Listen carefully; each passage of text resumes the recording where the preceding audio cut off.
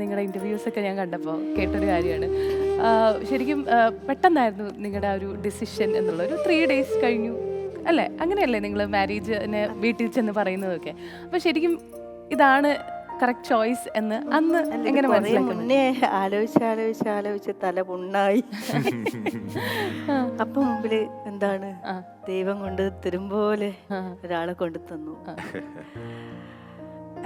അതൊരു നിമിത്തം എന്ന് അറിയാം അല്ലേ? ഞാന് പത്തരമാറ്റ് സീരിയലില് പോയപ്പോഴാണ് ആകെ 3 ദിവസം വർക്ക് ഉണ്ടായിരുന്നുള്ളൂ. അപ്പോൾ ശരിക്കും അത് നിമിത്തമല്ല. അതിനുശേഷം ഞാൻ വർക്ക് ചെയ്തിട്ടില്ല പത്തരമാറ്റിൽ. അത് ഇതിന് വേണ്ടിയിട്ടാവാൻ ചിലപ്പോ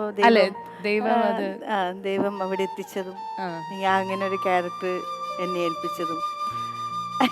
അതെ, ചിലത് നിമിത്തമാണ് കേട്ടോ. ഇല്ല, ഇപ്പൊ കുഞ്ഞുമോളെ കാണുന്നതിന് മുന്നേ ലൈഫ് വേണ്ട എന്ന് തീരുമാനിച്ച ഒരാളാണ്. എനിക്കിനി ഈ ലൈഫ് വേണ്ട, അങ്ങനെ തന്നെ അങ്ങ് പോട്ടെ, ഏതുവരെ പോകുന്നു അതുവരെ പോട്ടെ എന്ന് പറഞ്ഞ് അങ്ങനെ പോകുന്നത് കണ്ടു കഴിഞ്ഞപ്പോൾ അമ്മയോടും ഞാൻ പറഞ്ഞിരുന്നു, എനിക്ക് തിരിച്ച് വീട്ടിൽ വരാനൊരു റീസൺ വേണം. എന്താണ് ഞാൻ വീട്ടിൽ വരാനുള്ള റീസൺ? അവർക്ക് പ്രായമായി, 86 വയസ്സായി അച്ഛന്, അമ്മയ്ക്ക് 74 വയസ്സാവും. അവർ സീരിയലും കണ്ട് രാത്രി കിടന്നുറങ്ങും. ഞാൻ ഷൂട്ട് കഴിഞ്ഞ് തിരിച്ച് വീട്ടിൽ വരാൻ വൈകിയാലും ആരും ചോദിക്കാനോ ഒരു കാരണമൊന്നുമില്ല. എനിക്ക് നാളെ എൻ്റെ മകന് എക്സാം ആണെന്നോ അല്ലെങ്കിൽ മകൾക്ക് നാളെ ഡാൻസ് പ്രോഗ്രാമിന് പോകണമെന്നോ അങ്ങനെ ഒന്നും റീസൺ ഇല്ല. ഇതെല്ലാം ഞാൻ എൻ്റെ ഫ്രണ്ട്സ് ഫേസ്ബുക്കിലും അല്ലെങ്കിൽ റിയൽ ലൈഫിലൊക്കെ ചെയ്യുന്നത് കണ്ടിട്ട് എനിക്കിത്രയേ ഉള്ളൂ എന്ന് തീരുമാനിച്ചൊരു ആ ഒരു ടൈമിൽ എൻ്റെ അനിയത്തിക്ക് അത് നന്നായിട്ട് അറിയായിരുന്നു. ഇങ്ങനെ പോയാൽ I will do something dangerous. അതുകൊണ്ട് തന്നെ ഞാൻ അറിയാതെ എനിക്കൊരു ലൈഫ് വേണം എന്ന് ആഗ്രഹിച്ച എൻ്റെ അനിയത്തി, അങ്ങനെ ആഗ്രഹിക്കുന്നതിനിടയ്ക്ക് എവിടെയോ ഒരു ദിവസം സെറ്റിൽ വരാൻ ഇടയുണ്ടായി. ആ ദിവസമാണ് ഈ 18-ാം തീയതി. 18ഉം 19ഉം ഉണ്ടായിരുന്നു, 20-ാം തീയതി ഇല്ലായിരുന്നു. 20-ാം തീയതി എന്നെ നോക്കിയിട്ട് ഏട്ടനെ ഞാൻ നോക്കി എന്ന് വിളിച്ചു പറഞ്ഞു. 20-ാം തീയതി സൗമ്യ ചേച്ചി ഉണ്ടായിരുന്നില്ല, കസിൻ അനിയത്തിക്കുട്ടി. അപ്പോൾ ഞാൻ ആദ്യം ഇങ്ങനെ ഏട്ടൻ താടി വളർത്തിയതിനെ കുറിച്ചൊക്കെ ഇങ്ങനെ കുറച്ച് കാര്യങ്ങൾ ചോദിച്ചു. അപ്പം എന്നോട് കുറച്ച് കാര്യങ്ങൾ പറഞ്ഞു. അപ്പം എന്തോ എനിക്ക് എവിടെയോ ഒരു എന്താ അത് ഇങ്ങനെ എല്ലാവരും പറയുന്ന പോലെ പ്രേമിച്ചു അങ്ങനെയൊന്നുമല്ല, എവിടെയോ ഒരു കഥ അറിയണം, കൂടിയിരിക്കണം, കുറച്ച് സംസാരിക്കണം, അങ്ങനെയൊക്കെ ഒരു ഫീല് വരൂലേ. അതെനിക്കും ഏകദേശം ഇതേ അവസ്ഥയിൽ ഇതിനൊക്കെ ചിലപ്പം ഒന്നിനൊന്നും മെച്ചെന്ന് പറയുന്ന പോലെ ഞാൻ അനുഭവിച്ചതിനേക്കാളും ഏട്ടൻ അനുഭവിച്ചേക്കാളും ഞാൻ അനുഭവിച്ചു. അങ്ങനെ എന്തോ എനിക്കതൊക്കെ അറിയണം എന്നുള്ളൊരു ഉണ്ടായിരുന്നു. 20-ാം തീയതി ഏപ്രിൽ 20-ാം തീയതി സൗമ്യചേച്ചി വന്നില്ല.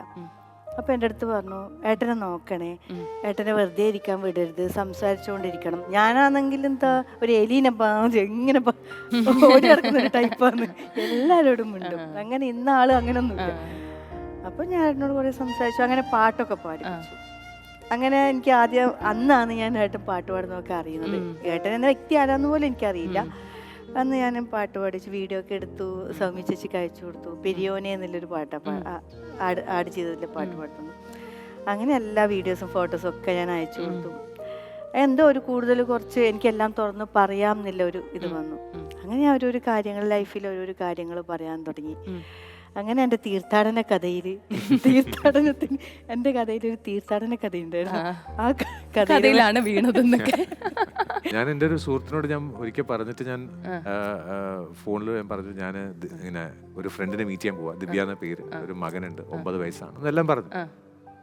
അന്ന് ഞാൻ ദിവ്യയെ കണ്ടിട്ടില്ല. ദിവ്യക്ക് 9 വയസ്സായ ഒരു മോനുണ്ടെന്ന് എനിക്കറിയില്ല. അങ്ങനെ പല കാര്യങ്ങളും എല്ലാം ഒരു പ്രിമോണിഷൻ പോലെ. കണ്ണൂരാണ് ഞാൻ സ്ഥലം വായിക്കുന്നത്, എന്തിനാണ് എനിക്കറിയില്ല. എന്തിനാണ് ഞാൻ ദിവ്യ എന്നുള്ള പേര് പറഞ്ഞത്, എന്തിനാണ് ഒരു ആൺകുട്ടി എന്ന് പറഞ്ഞത്, അതൊന്നും എനിക്കറിയില്ല. ചുമ്മാ പറഞ്ഞതാണ് ഫ്രണ്ടിനോട്. എല്ലാം ഏകദേശം കറക്റ്റ് ആയി എന്നുള്ളതാണ്. ഏകദേശം അല്ല, ഓൾമോസ്റ്റ് 99.99.